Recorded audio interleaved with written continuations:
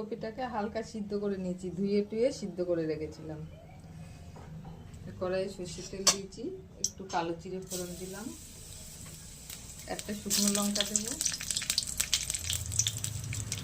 লঙ্কা দেবো না কেমন,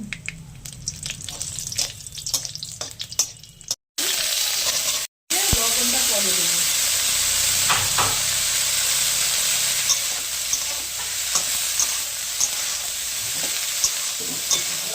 পেস্ট দিয়ে দিলাম,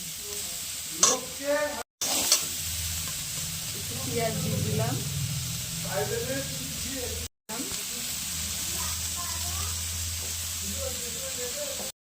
একটু চিনি দিলাম।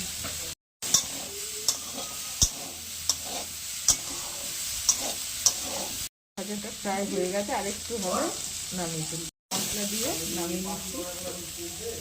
কপি ভাজা হয়ে গেছে, দিয়েছি পেঁয়াজ দিয়েছি।